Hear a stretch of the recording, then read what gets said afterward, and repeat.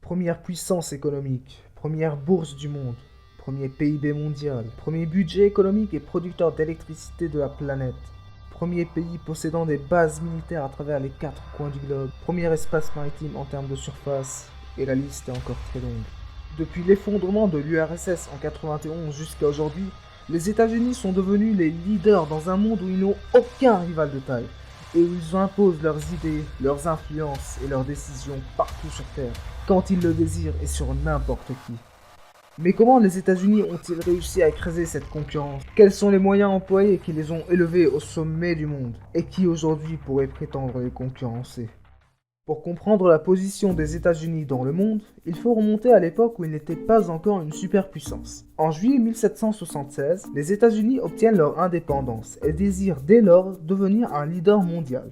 La stratégie mise en place était d'élargir leurs frontières au maximum, et cela s'est traduit par l'achat de la Louisiane et l'Alaska. Derrière cela, on trouve notamment le fait d'acquérir plus de ressources naturelles, d'augmenter et de faciliter leur commerce grâce à l'agriculture, puisqu'elle était le modèle économique numéro 1 aux États-Unis.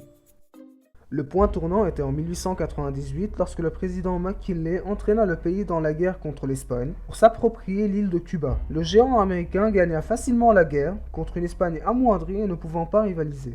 Les États-Unis acquérirent plus tard l'île de Guam, les Philippines, les îles Vierges américaines et le canal de Panama, ce qui leur a permis de contrôler un bon nombre de routes maritimes dans le monde.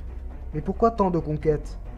Eh bien, les États-Unis voulaient influencer rapidement ces terres de leur régime libéraliste pour faire face au communisme grandissant avec l'URSS. La Première Guerre mondiale montra juste à quel point les États-Unis étaient devenus un acteur majeur puisque leur entrée dans cette guerre fut décisive pour mettre fin au conflit. Ce qui prouva qu'en plus d'être une puissance économique, géographique et industrielle, elle est aussi une force militaire impressionnante. Ceci s'explique aussi par le fait que les États-Unis n'avaient perdu aucune guerre auquel ils avaient participé.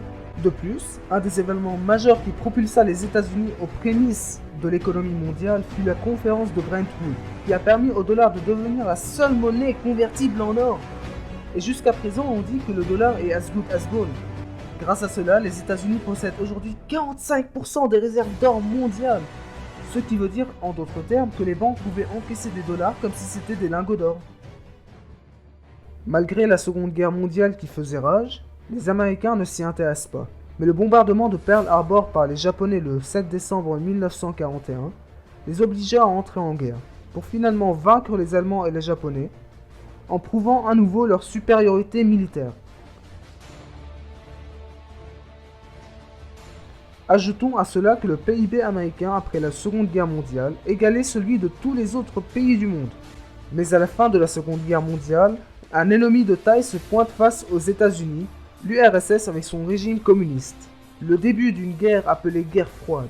Craintifs de l'URSS, les États-Unis créèrent l'OTAN, avec l'aide de plusieurs pays européens tels que l'Angleterre, la Turquie, l'Italie et la France, et aussi le Canada, pour se protéger naturellement contre les soviets.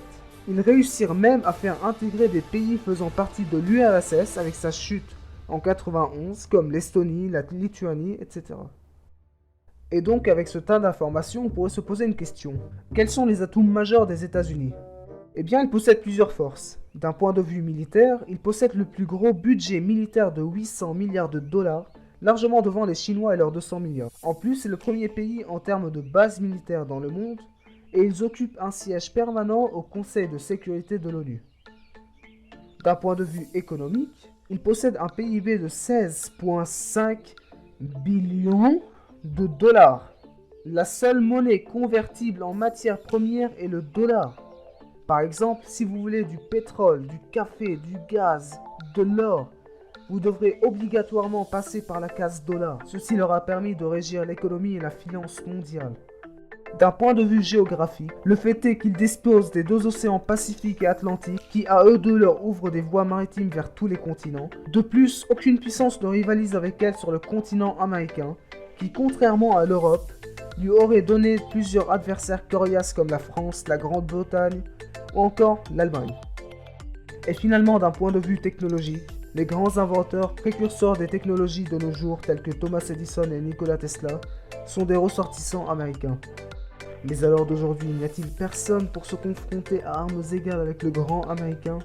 Eh bien, de nos jours, le principal adversaire des États-Unis n'est pas un pays, ni deux pays, mais bien une alliance entre trois grandes puissances, la Chine, la Russie et l'Inde. Il faut dire que s'il y a bien un point commun entre ces trois géants, c'est qu'ils détestent la dominance et l'hégémonie américaine. En plus, ces trois-là se complètent plutôt bien. De 1, ils possèdent à eux trois près de la moitié de la population mondiale. Et de 2, leur puissance militaire est destructrice avec la Chine en deuxième et la Russie en troisième plus grande dépense mondiale en budget militaire. Et l'Inde n'est pas en reste puisqu'elle possède l'arme nucléaire. Mais le troisième point le plus important est leur influence sur le monde eurasiatique avec le nouveau projet des routes de la soie mis en place par les Chinois. Et avec l'aide de la Russie, ce projet de route de commerce entre la Chine et le reste du monde pourrait bien exister. Les routes de la soie feraient de l'Eurasie le centre géopolitique de toute la tension. En 1997, dans Le Grand Échiquier de Berezensky, ancien secrétaire du président Carter, il plaçait déjà l'Eurasie comme centre du monde. Si une puissance serait capable de s'imposer en Eurasie, elle pourrait représenter une menace et même renverser les États-Unis. Nous assisterions donc à la fin d'un empire moderne.